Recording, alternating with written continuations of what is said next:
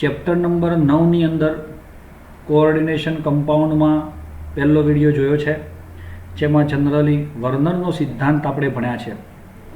જે વર્નરનો સિદ્ધાંત ખૂબ જ અગત્યનો છે દોસ્તો, જેને આપણે ખાસ ધ્યાન ઉપર લેવા જેવો છે, જે બોર્ડની પરીક્ષામાં પણ પૂછાવાની પૂરેપૂરી શક્યતાઓ છે દોસ્તો.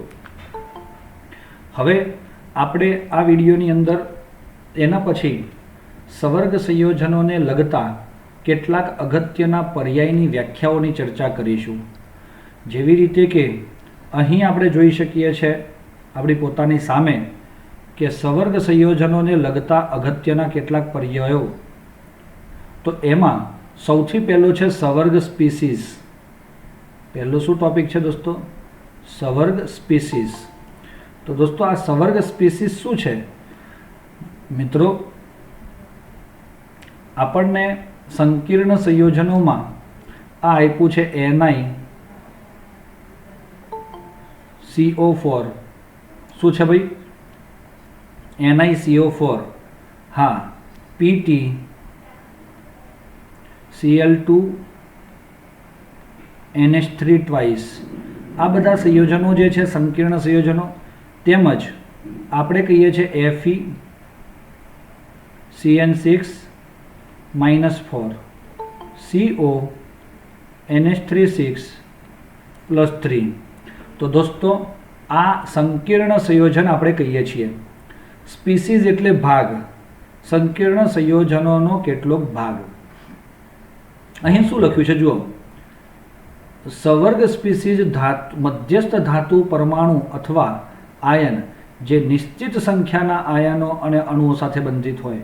આ ધાતુ પરમાણુ છે ને, નિકલ, એ નિશ્ચિત સંખ્યાના નિશ્ચિત સંખ્યાના આયનો અથવા તો અણુ. જો અહીંયા CO અણુ કહેવાય, NH3 અણુ, CN જે છે આયન કહેવાય, અમોનિયા એ અણુ કહેવાય, સાથે બંધિત હોય ત્યારે બંધિત હોય છે તે ધરાવે છે. ઉદાહરણ તરીકે CO Cl3 NH3 થ્રાઇસ જે સવર્ગ સ્પીસીસ છે, જેમાં કોબાલ્ટ આયન 3 અમોનિયા અને 3 તમે જુઓ CO Cl3 NH3 થ્રાઇસ. એમાં તમે દેખાય છે કે કોબાલ્ટ જે છે તે કોબાલ્ટ એ 3 ક્લોરીન અને 3 અમોનિયા સાથે ઘેરાયેલો છે. અને અન્ય ઉદાહરણો આપણા આ બધા છે. સિમ્પલ લોજિક દોસ્તો, કે તમારો મધ્યસ્થ પરમાણુ એ કેટલા પરમાણુથી ઘેરાયેલો છે એ આખી રચનાને Cl Cl અને Cl, NH3 NH3 અને NH3 એ પણ અષ્ટફલકીય જ રચના ધરાવે છે દોસ્તો. ખબર પડે છે આપણને? ત્યારબાદ મધ્યસ્થ પરમાણુ આયન. હવે આ કોણ મધ્યસ્થ પરમાણુ આયન? સવર્ગ સ્પીસીઝમાં આવેલા પરમાણુ કે આયન જેની આસપાસ, એટલે આ કોણ હોય? મધ્યસ્થ પરમાણુ. આમાં કોણ છે? સર, આ કોબાલ્ટ એ મધ્યસ્થ પરમાણુ કહેવાય, કારણ કે તેની આજુબાજુ પેલા લિગેન્ડ જોડાયેલા છે, એટલે વચ્ચે તો કોણ હોય? ધાતુ જ હોય.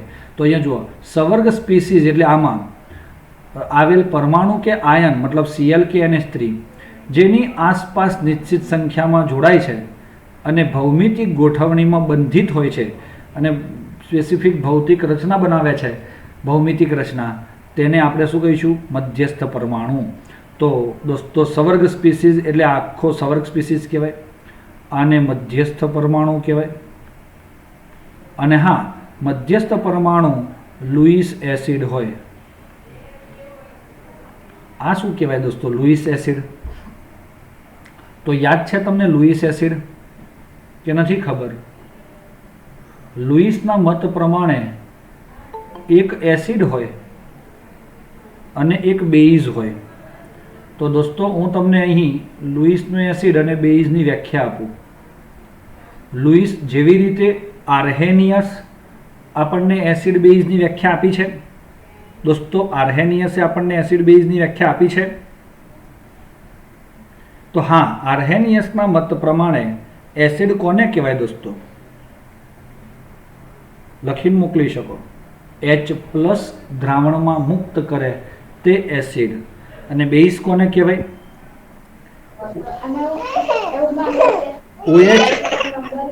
OH માઇનસ મુક્ત કરે તે બેઝ કહેવાય. ચાલો ખબર પડે છે. હલો લે લાવ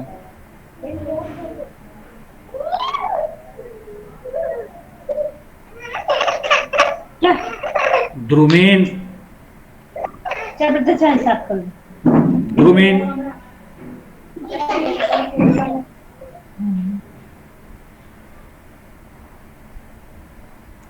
ચલો આપણે આગળ વધીએ તો આર્હેનિયસે કીધું છે કે જે H+ આપે દ્રાવણમાં તે એસિડ અને OH માઇનસ આપે તે બેઝ.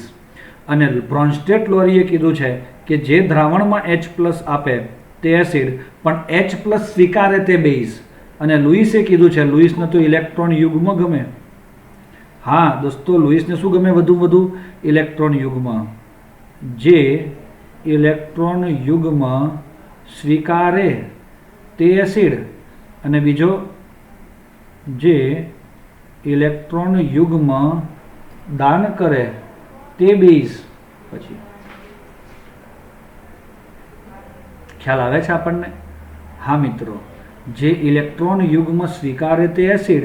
હવે આ ધાતુ છે, મધ્યસ્થ પરમાણુ એટલે ધાતુ, અને એ ધાતુ પણ નથી. શું છે ધાતુ? આયન. અને આયન છે એટલે એમાં ખાલી કક્ષકો હોવી જોઈએ, જ્યાં તે આ Cl NH3 જેવા લિગેન્ડ જે છે એ પોતાનું ઇલેક્ટ્રોન યુગ્મ આખું જ આપે છે. એનું બંધારણ વગેરે જોઈશું આપણે. એટલે જોજો દોસ્તો, તમારો ધાતુ આયન છે ને, ધાતુ આયન, એને તમે શું કહેશો? કે તે લુઈસ એસિડ. પણ લિગેન્ડ શું કહેવાય દોસ્તો? લિગેન્ડ શું કહેશો દોસ્તો? તમે લિગેન્ડને શું કહેશો? ચલો ફટાફટ જવાબ આપો મને. જો ધાતુ આયનને લુઈસ એસિડ કહેવાતો હોય તો લિગેન્ડને શું કહેવાય? લિગેન્ડને લુઈસ બેઝ કહેવાય. કેમ ભાઈ? કારણ કે ધાતુ આયન ઇલેક્ટ્રોન યુગ્મ સ્વીકારે છે પણ લિગેન્ડ તેને ઇલેક્ટ્રોન યુગ્મ આપે છે મિત્રો. ચાલો સમજ પડે છે? એટલે લિગેન્ડ એ લુઈસ બેઝ છે. આ તમે યાદ રાખશો દોસ્તો. ક્લિયર? હવે આ સંકીર્ણ સંયોજનોમાં તમને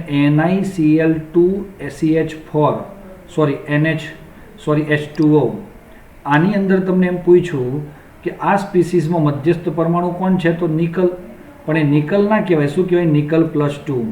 તો સર આ નિકલ +2 કેવી રીતે કહેવાય? એટલું જરીક મને સમજાવશો. અને આ કોબાલ્ટ છે, તો કોબાલ્ટની અંદર Cl અને NH3 તો એ કોબાલ્ટ કહેવાય. તો એ ઓક્સિડેશન આંક શોધવો છે મારે. તો જુઓ બતાવી જ દઉં. Cl2 H2O4. તો દોસ્તો ઓક્સિડેશન આંક શોધવા માટે નિકલ +2 × Cl +4 × H2O આખાના માથે કંઈ નથી, મતલબ 0. તો આપણો ઓક્સિડેશન આંકમાં 2 × -1 + 4 × 0 = 0. Ni +2. એ જ રીતે હું તમને આ બીજા ઘટકનું પણ જણાવવા માગું છું. બીજો ઘટક એટલે કોણ? CO. Cl NH3 માથે +2. તો ચાલો CO + Cl + 5 × NH3 બરાબર +5. તો CO નું શોધવું હોય તો Cl નો -1 + 5 × 0 = +2. અને એના લીધે આ તો 0 થઈ જાય, આ -1 પેલી બાજુ જાય એટલે +3 લાગે. અને આ જ રીતે દોસ્તો આપણે કોને બીજાને શોધી શકીએ છીએ? Fe+3 ને આ જ રીતે આપણે શોધવા માગીએ છીએ. તો Cn- છે, Cn -1 એવા -6 પેલી બાજુ જાય તો +6, પણ પેલી બાજુ ઓલરેડી શું છે? -3, અને એના લીધે આપણે એમ કહી શકીએ કે એનો +3 થાય. ચાલો ક્લિયર થઈ ગયું દોસ્તો? समझ पड़ी जाए छे। हवे एक बहु सरस આપણે टॉपिक તમને समजाववा मांगीए छे અને એ છે તમારો लिगेंड છે ને दोस्तों। लिगेंड એટલે શું? लिगेंड તરીકે શું હોય? तटस्थ अणु के ऋण आयन। हाँ दोस्तों, बीजी वस्तु ते लिगेंड लुईस शू होय? बेइज होय। केम? कारण के एने इलेक्ट्रॉन युग्म शू कर्युं छे? स्वीकार्युं छे। बाळको कोई प्रश्न छे वच्चे? तमारे जणावता रहेवानुं, हाँ ना करता रहेवानुं। ओके मित्रों, એટલે મને પણ હજુ મજા આવે। તો આ લुईस બેઇઝ છે। ના ખબર પડે તો પૂછો કેવી રીતે, બસ આટલું પૂછવાનું। હા, એટલે હું તમને એનો રિપ્લાય આપી શકું। હવે લुईस બેઇઝ છે અને આ તટસ્થ અણુ અને ઋણાયન। તો તટસ્થ અણુ પણ કેવો હોવો જોઈએ? કે જેની પાસે આપી શકાય તેવું ઇલેક્ટ્રોન યુગ્મ હોવું જોઈએ। તેવો જ ઘટક लिगेंड तरीके वर्ती शके। कारण के आ बधा ज शुं करवाना छे? सक्रांति धातु आयन ने पोतानुं शुं आपवाना छे? इलेक्ट्रॉन युग्म आपवाना छे। आनी व्याख्या तमने आपी छे कि भाई सक्रांति धातु साथे सवर्ग संयोजनों में सक्रांति धातु आयन साथे जोड़ाता अणु अथवा तो ऋणायन ने लिगेंड तरीके ओळखवामां आवे छे। चलो, एमां केटला प्रकारना होय छे दोस्तों?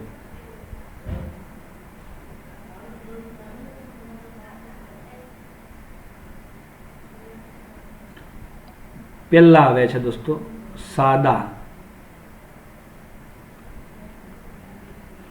सादा आयन तरीके। एमां Cl माइनस होय। हाँ, पछी एटले सादा अणु तरीके Cl माइनस, नाना अणु तरीके H2O, CO, NH3 आ बधा नाना अणु तरीके होय। अने छेल्ले मोटा अणु जेवा के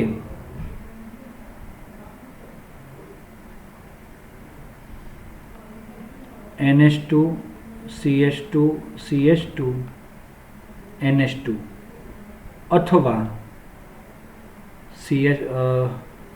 N, CH2, CH2, NH2 thrice. आ थ्राइस नो मतलब एम थाय, आम थ्राइस लखाय ने एटले के N साथे आ त्रण आवा इथाइल अमाइन जोड़ायेला छे अने एना लीधे आनो वधु मात्रामां ए इलेक्ट्रॉन दान करी शके छे। मित्रों, समझ पड़े छे आपणने? आटली बाबतो आपणे ध्यान उपर लईए अने एना आधारे आपणने खबर पड़ती जती हशे। अथवा तो प्रोटीन जेवा बृहद अणु, केवा बृहद शब्दनो मतलब शुं थाय दोस्तों? बृहद एटले घणा ज मोटा। खबर पड़ी? पॉलीमर वाळा पदार्थोने बृहद कहेवाय। बहु जटिल होय, बहु मोटा होय, तेमने बृहद कहेवाय छे। ज्यारे हाँ, हवे आपणने अहींया आगळ बे त्रण शब्दोनी आधारे एना प्रकार पड़े छे।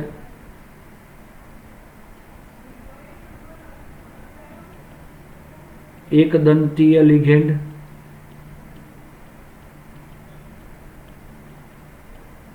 द्विदंतीय लिगेंड अने बहुदंतीय लिगेंड। चलो दोस्तों, एक दंतीय लिगेंड कोने कहेवाय? के जेमां दांत केटला होय? एक ज होय। हवे आ दांत शुं छे? हे मित्रों, आ दांत शुं छे?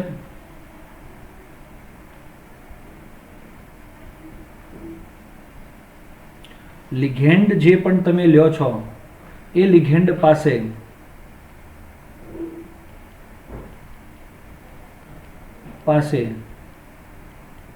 एक ज परमाणु इलेक्ट्रॉन युग्मनु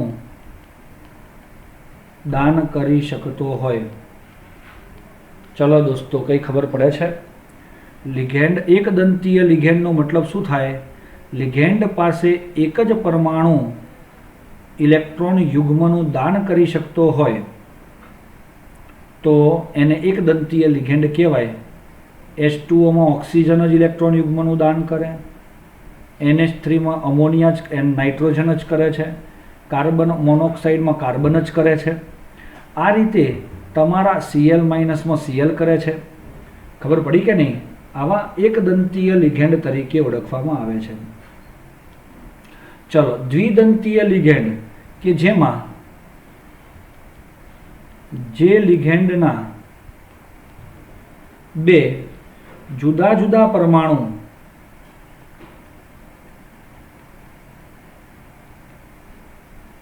ઇલેક્ટ્રોન યુગ્મનું દાન કરી શકે. આનો શું મતલબ થાય? દાખલા તરીકે CH2 CH2, તો અહીંયા તમે જોશો ને NH2 NH2 કોને કહેવાશે દોસ્તો? આ ઇથાઇલ એમાઇન. શું કહેવાશે આને? Ethyl amine. બધી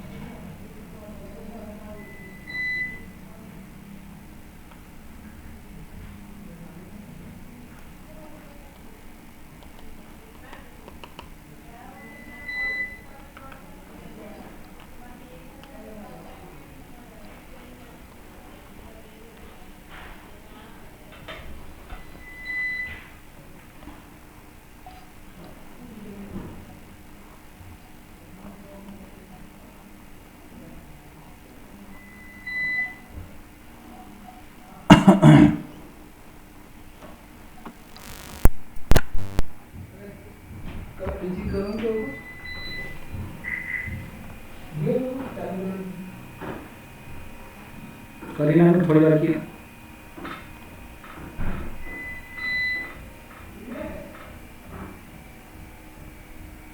ફાસ્ટ કરજે, ફાસ્ટ.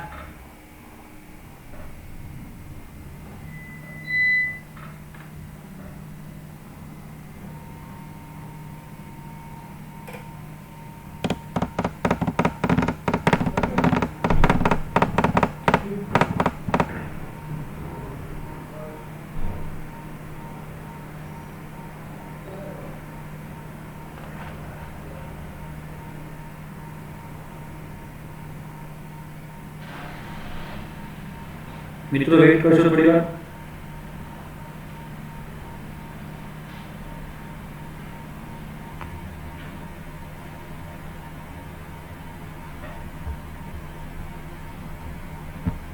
હલો બાળકો, વેઇટ કરશો થોડી વાર.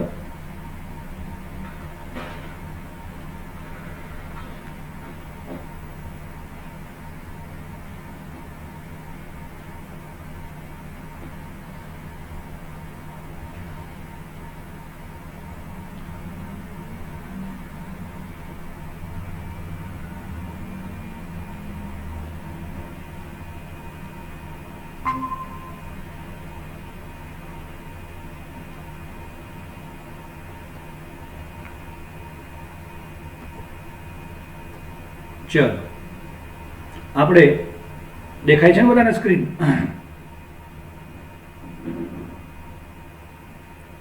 લિગેન્ડ તમારા આવા પ્રકારના હોઈ શકે છે દોસ્તો. દેખાય છે દોસ્તો? હલો,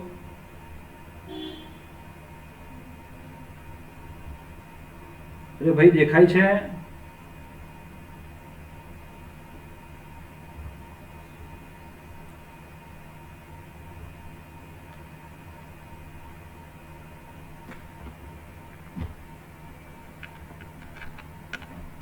બાળકો સ્ક્રીન દેખાય છે?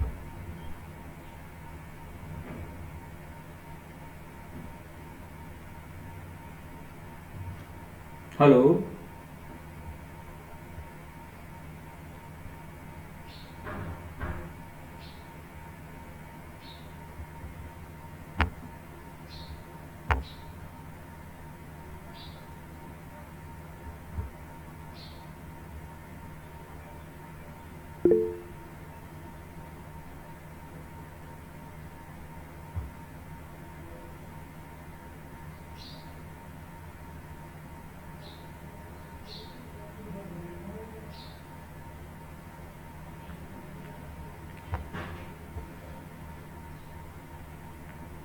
ચાલો મિત્રો, તો હવે આપણે આગળ વધીએ. આની અંદર દ્વિદંતીય લિગેન્ડ એટલે જેના બે દાંત હોય. આ છે તમારો ઇથાઇલ અમાઇન, પણ એમાં 1 અને 2, તો ઇથેન 1,2 ડાયએમાઇન કહેવાય, જેમાં બે નાઇટ્રોજન પરમાણુ છે જે ઇલેક્ટ્રોન યુગ્મનું શું કરી શકે છે? દાન કરી શકે છે. બીજો છે C2O4-2, એટલે આનું નામ થાય ઓક્ઝેલેટ. શું કહેવાય? Oxalate ion. અંદર બુકમાં પણ તમે જોશો લખેલા છે નામ. આ ઓક્ઝેલેટ આયન જ્યારે તમે વિચારતા હોય તો હું તમને એટલું જ કહીશ કે આ ઓક્ઝેલેટ આયન COO- તો તમે જોયું આ ઓક્સિજન ઇલેક્ટ્રોન દાન કરી શકે, આ ઓક્સિજન ઇલેક્ટ્રોન યુગ્મનું દાન કરી શકે. આથી એ બે દાંતવાળો છે, લિગેન્ડ હોય એક જ. અવાજ સંભળાય છે દોસ્તો?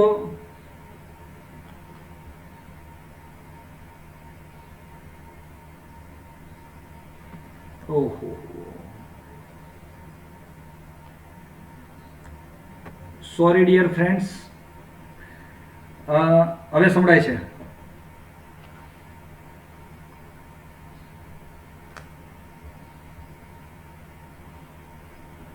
ઓકે, હવે છે ને અવાજ? ચાલો બાળકો, આ લિગેન્ડ દ્વિદંતીયનો મતલબ શું થાય? કે જે લિગેન્ડ પાસે બે દાંત હોય. આ બે દાંત એટલે શું? આ ડાય ઇથાઇલ અમાઇન એમ નહીં કહેતા આપણે, ઇથેન 1,2 ડાયએમાઇન કહીએ, જેમાં નાઇટ્રોજન પરનું આ ઇલેક્ટ્રોન યુગ્મ તે પોતે દાન કરવાની વૃત્તિ ધરાવે છે. આ ઉપરાંત તમારો ઓક્ઝેલિક એસિડ અહીંયા COOH થાય, એમાંથી H નીકળી જવાથી COO- અને COO- બન્યો છે, જેમાંથી એક એક ઇલેક્ટ્રોનનું દાન આ કરી લિગેન્ડ હોય એક જ, પણ મધ્યસ્થ પરમાણુ સાથે બે બંધ બનાવે. આથી તેને દ્વિદંતીય લિગેન્ડ તરીકે ઓળખવામાં આવે છે. દોસ્તો સમજ પડે છે આપણને? આ પણ વસ્તુ તમારે ધ્યાન રાખવા જેવી છે. હવે બહુદંતીય કે જેમાં દાંત ઘણા બધા હોય, જેમાં દાંત એટલે શું? ઇલેક્ટ્રોન દાતા પરમાણુની સંખ્યા. લિગેન્ડમાં રહેલા ઇલેક્ટ્રોન દાતા પરમાણુની સંખ્યા, ઇલેક્ટ્રોન યુગ્મ દાતા પરમાણુની સંખ્યા ઘણી બધી હોય, તો આપણે એને કેવા કહીશું? બહુદંતીય લિગેન્ડ તરીકે ઓળખીએ છીએ. જેના ઉદાહરણ સ્વરૂપે આપણને શું આપવામાં આવ્યું છે? તો જોઈ શકો છો તમે, NCH2CH2 NH2, CH2CH2 NH2, CH2CH2 NH2. તો દોસ્તો આ પ્રકારે આપણે શું કરી શકીએ ઇલેક્ટ્રોન યુગ્મ ગણતરી કરી શકીએ.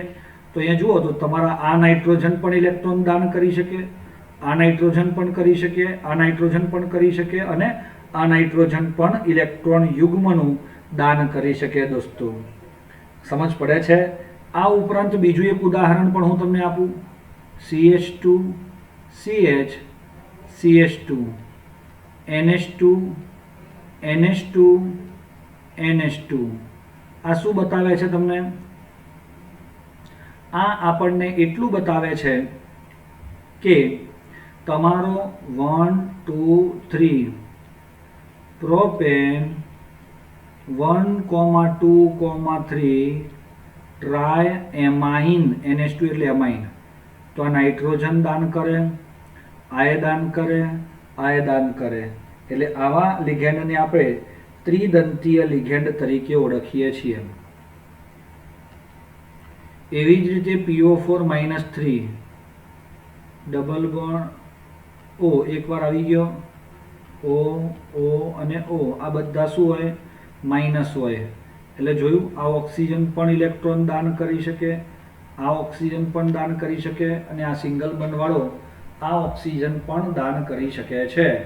અને એના લીધે આપણે એમ કહી શકીએ કે તે ત્રિદંતીય ઋણ લિગેન્ડ તરીકે ઓળખી શકાય. હજુ આગળ આપણે વધીએ.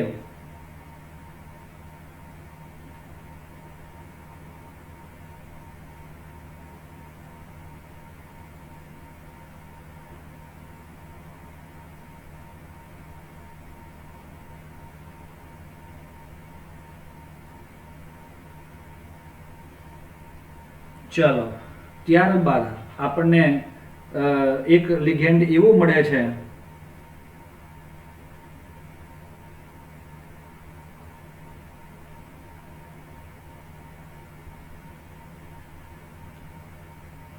કે જે ષટદંતીય લિગેન્ડ છે. શું છે?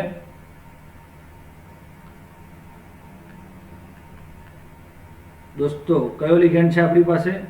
ષટદંતીય લિગેન્ડ આપણને મળે છે. આ ષટદંતીય લિગેન્ડ એટલે કોણ? કે જેના કેટલા દાંત હોય દોસ્તો? 6 દાંત હોય. અને એ 6 દાંત આપણને અહીં જોવા મળે છે. દેખાય છે સ્ક્રીન દોસ્તો? નથી દેખાતી? દેખાય જ છે હો. બ્લેક સ્ક્રીન આપણે રાખી છે.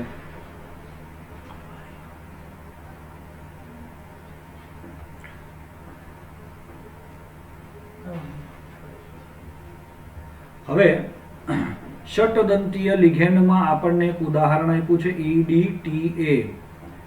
એનું નામ શું થાય તે બતાવું તમને અને બંધારણ પણ બતાવું.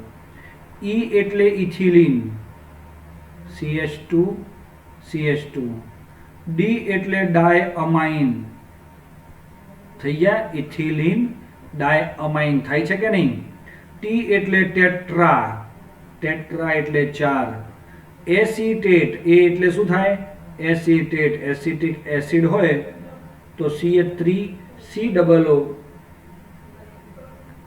H લાગે, પણ એ એસિટેટ આયન આ N સાથે જોડાયો છે. આપણે આવી રીતે લખી શકીએ છીએ. તો આ રીતે આપણને જે બંધારણ મળે છે તે આપણું શું કહેવાશે? ષટદંતીય લિગેન્ડ, જેમાં 6 દાંત છે દોસ્તો. સાહેબ આ 6 દાંત જરીક બતાવો. નાઇટ્રોજનના 1 અને 2 દાંત. આ ઓક્સિજન માઇનસ છે એટલે એ પણ એક ઇલેક્ટ્રોન યુગ્મનું દાન કરી શકીએ. તો એવા 4 ઓક્સિજન અને 2 હાઇડ્રોજન, સોરી 2 નાઇટ્રોજન આખું ઇલેક્ટ્રોન યુગ્મનું દાન કરી શકે છે. માટે ટોટલ 6 ઇલેક્ટ્રોન યુગ્મનું દાન થાય છે. આથી વીજભાર આનું શું થાય ખબર છે? વીજભાર 4 થશે. કેમ? કારણ કે -1 -1 -1 અને -1. એટલે એવી રીતે જુઓ તો વીજભાર 4 છે. અને એને ઇલેક્ટ્રોન દાતા પરમાણુ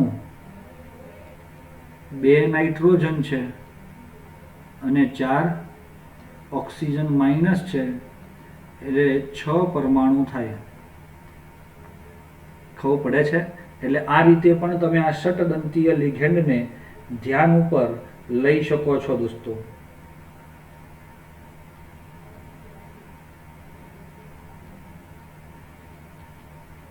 ત્યારબાદ એક શબ્દ આવે છે કિલેટ લિગેન્ડ. આ કિલેટ લિગેન્ડ કોને કહેવાય કે ભાઈ દ્વિદંતીય અને બહુદંતીય લિગેન્ડને કિલેટ લિગેન્ડ કહેવાય. એનું શું કારણ છે કે આમને જ કેમ કહેવાય છે?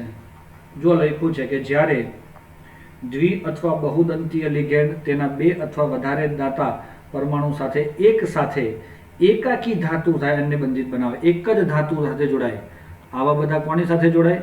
સિંગલ ધાતુ સાથે જોડાતા હોય તો એવા લિગેન્ડને કિલેટ લિગેન્ડ કહેવાય.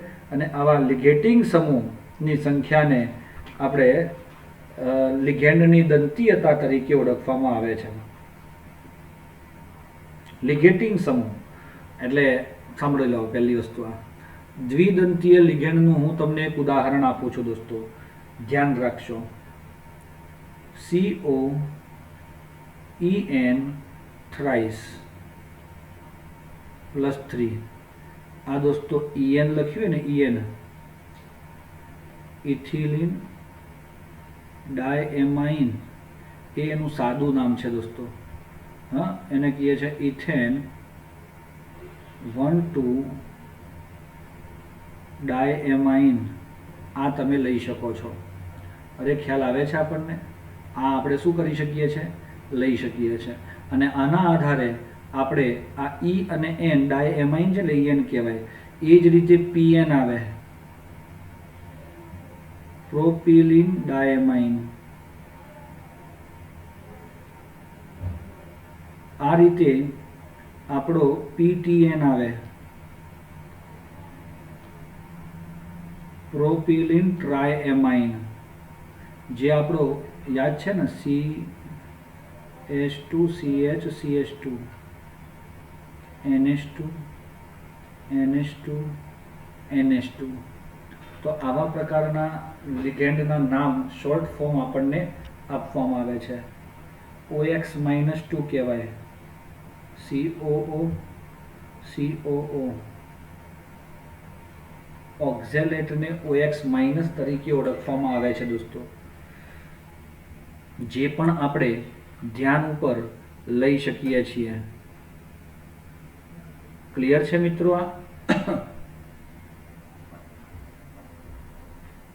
ત્યારબાદ આવી રીતે આ EN એટલે શું કહેશો તમે? હવે આને EN નો શું મતલબ કાઢશો દોસ્તો?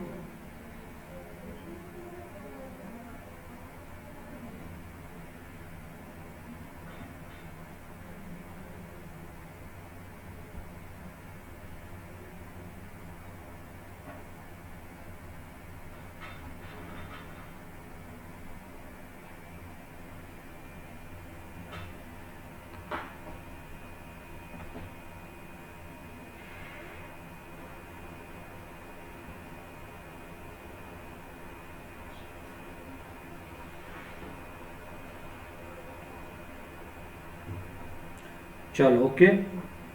અરે મિત્રો, દેખાય છે તમને?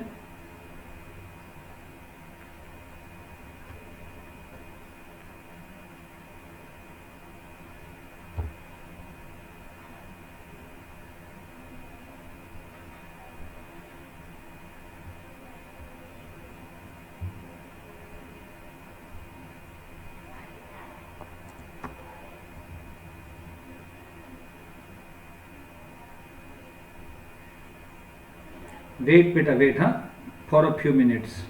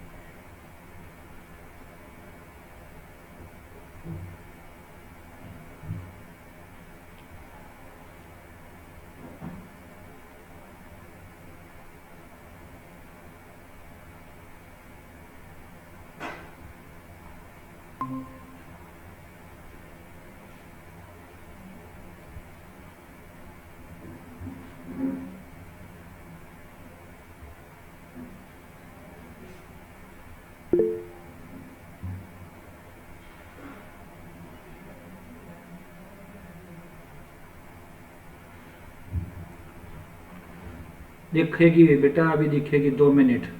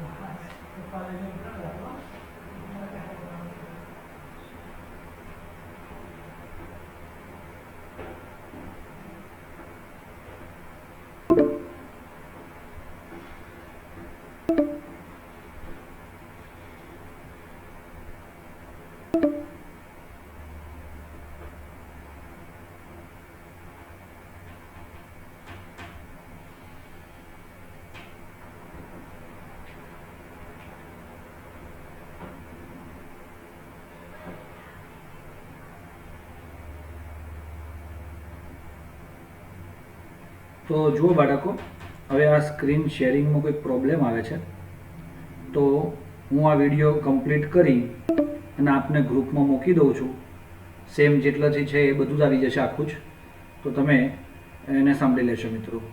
ઓકે.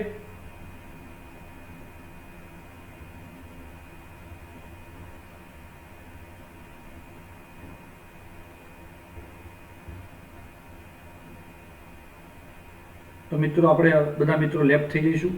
હું થોડીક વારમાં આને આ વિડીયો જે છે ને એ આપણા ગ્રુપની અંદર શેર કરી દઈશ.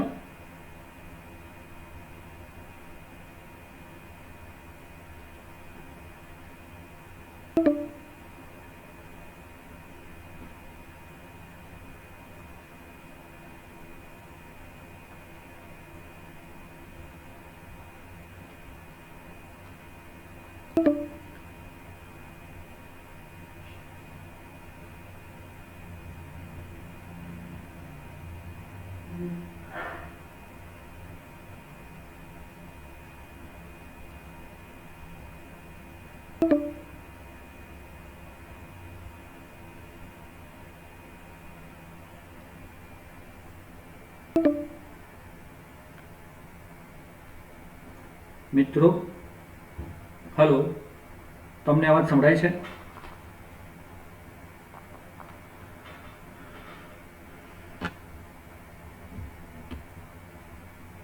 બાળકો,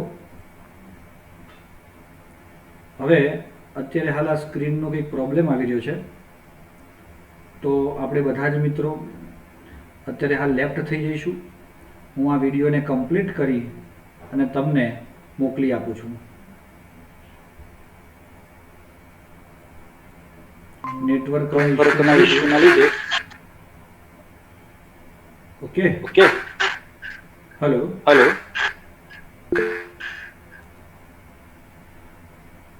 તો મિત્રો તમે બધા લેફ્ટ થઈ જશે. ફટાફટ બેટા મોકલી દો.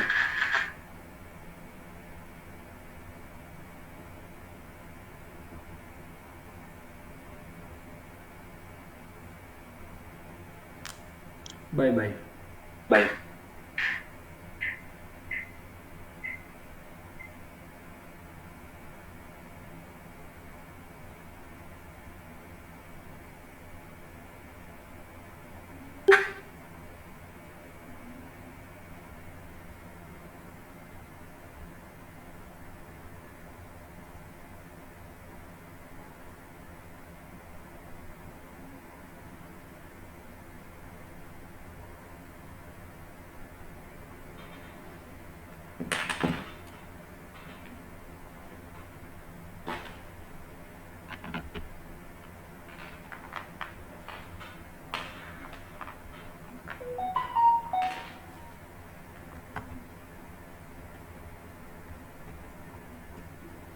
મિત્રો આપણે આગળ વધીએ તો એની અંદર આ એક તમારો ધાતુ પરમાણુ છે, ધાતુ આયન છે, અને આ ઈએન લિગેન્ડ છે. ઈએન એટલે કોણ? CH2 CH2 NH2 NH2, જે તમારું શું કરે છે? ઇલેક્ટ્રોન યુગ્મનું દાન કરે છે. હવે આ ટોટલ તમે કહેશો મને કે કોબાલ્ટ સાથે ઈએન કેટલા છે? 3, પણ એ ઈએન પાસે તો 2 પરમાણુ છે કે જે ઇલેક્ટ્રોન યુગ્મનું દાન કરી શકે. આથી આ ઈએન એ દ્વિદંતીય લિગેન્ડ છે, પણ એવા દ્વિદંતીય લિગેન્ડ કેટલા જોડાયા? 3 જોડાયા. આથી એ કોબાલ્ટ સાથે કેટલી બાજુથી જોડાય? 6 બાજુથી જોડાય. આ ઈએન 2 બાજુથી જોડાયો, આમ જોડાયો, આમ પણ લખી શકીએ અને આમ +3 લખાય.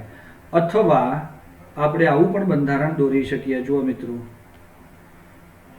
NH2 CH2 CH2 NH2 NH2 NH2 CH2 CH2 NH2 NH2 NH2 CH2 CH2 NH2 +3. અને આ રીતે આપણે એમ કહી શકીએ કે આ પ્રકારે તમે કોઈ પણ ઘટકને, સંકીર્ણ સંયોજનને, આ બહુદંતીય લિગેન્ડ જોડાયો છે, તમને કોઈ એમ પૂછે કે CO નો સંવર્ગાંક કેટલો, તો શું કહેશો? સંવર્ગાંક 6 થાય. ભલે લિગેન્ડ 3 જ છે, પણ એક લિગેન્ડ 2 ઇલેક્ટ્રોન યુગ્મનું દાન કરી શકે છે, માટે એનો સંવર્ગાંક 6 થશે દોસ્તો. ચાલો, ક્લિયર છે? એક છેલ્લો એવો ટોપિક આવે છે ઉભયદંતી લિગેન્ડ. દોસ્તો, હું 2 ઉદાહરણ આપું છું. એક છે NO2-, એ NO2- actually N double bond O અને O, આની પાસે બી ઇલેક્ટ્રોન હોય ને આની પાસે બી હોય. દોસ્તો, અહીં 2 પોસિબિલિટી બને છે. એકમાં આ નાઇટ્રોજન ઇલેક્ટ્રોન યુગ્મનું દાન કરે, તો આપણે એમ બતાવીએ છીએ કે N એ ઇલેક્ટ્રોન યુગ્મનું દાન કર્યું, બરોબર છે. અને કોઈક વાર આ ઓક્સિજન ઇલેક્ટ્રોન યુગ્મનું દાન કરે, તો ONO માં ઓક્સિજનને ઇલેક્ટ્રોન દાતા તરીકે ઓળખાવવામાં આવે છે. એટલે મિત્રો, આના અંદર તમારો સમૂહ એક જ છે NO2, પણ એ લિગેન્ડ 2 રીતે વર્તી શકે છે. એના 2 જુદા જુદા પરમાણુ ઇલેક્ટ્રોન યુગ્મનું દાન કરી શકે છે. માટે આવા પ્રકારના લિગેન્ડને ઉભયદંતીય લિગેન્ડ તરીકે ઓળખવામાં આવે છે. આવો જ ઉભયદંતીય લિગેન્ડ કોણ હોઈ શકે? બીજો SCN-. હા, થાયોસાયનાઇડ- એ બીજો લિગેન્ડ હોઈ શકે.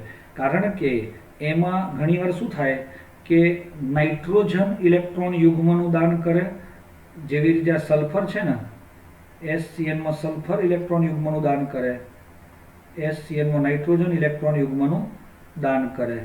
તો આપણે એમ માની શકીએ કે આ ઘટકો આવી રીતે ઉભયગુણી એટલે કે ઉભયદંતી લિગેન્ડ તરીકે ઓળખવામાં આવે છે. મિત્રો, ક્લિયર થઈ જાય છે? સમજ પડી જાય છે દોસ્તો? આ વસ્તુ આપણે ધ્યાન ઉપર રાખી શકીએ છીએ. હવે આગળ વધીએ આપણે. તો બીજો એક ટોપિક પણ એની અંદર તમને આપવામાં આવ્યો છે કે સંવર્ગાંક. તો સંવર્ગાંકની ચર્ચા તો હાલ જ આપણે કરી કે સંવર્ગાંક કેવી રીતે નક્કી કરવાનો છે. આપણે કે ભાઈ તમારો મધ્યસ્થ પરમાણુ સાથે લિગેન્ડ કેટલા બંધથી જોડાયો છે એ સંખ્યાને સંવર્ગાંક કહેવાય. બસ દેશી મેથડ. NiCl NH3 4+2 એમાં સંવર્ગાંક કેટલો થઈ જાય? 4. પ્લેટિનમનો કેટલો થઈ જાય? 6Cl છે એટલે 6. પરંતુ Fe સાથે C2O4 C2O4 થ્રાઇસ આ પ્રકારનો સંકીર્ણ હોય તો આપણને શું મળે છે તે સંવર્ગાંક?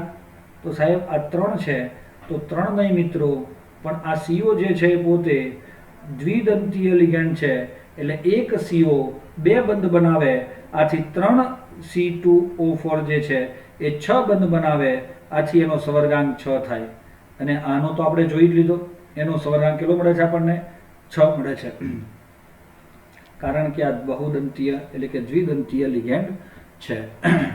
અહીં એ નોંધવું અગત્યનું છે કે ભાઈ તમારો જે લિગેન્ડ છે એમાં મધ્યસ્થ પરમાણુનો સવર્ગાંક મધ્યસ્થ પરમાણુ આયન સાથે જોડાયેલ લિગેન્ડ દ્વારા રચાતા સિગ્મા બંધની સંખ્યાથી જ નક્કી થાય છે. શેનાથી નક્કી થાય છે? કેટલા સિગ્મા બંધથી જોડાયો છે એ એનો સવર્ગાંક કહેવાય. પાઈ બંધથી નક્કી થતું નથી, એટલે પાઈ બંધને જોવામાં આવતો નથી. સવર્ગ પ્રભાવ ક્ષેત્ર એટલે આ ચોરસ કૌંસ, એને કહેવાય સવર્ગ પ્રભાવ ક્ષેત્ર, જે આપણે ધ્યાન ઉપર લઈ શકીએ છીએ. મિત્રો સમજ પડે છે આપણને? હા, મધ્યસ્થ પરમાણુ આયન અને તેની સાથે જોડાયેલ લિગેન્ડને ચોરસ કૌંસમાં સમાવાય છે.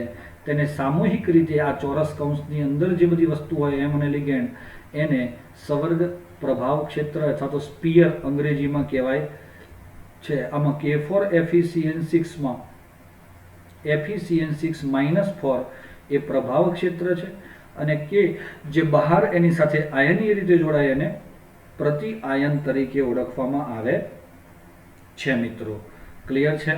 આ સવર્ગ બહુફલકીયની ચર્ચા આપણે નેક્સ્ટ ટાઈમ જોઈશું મિત્રો. Thank you so much.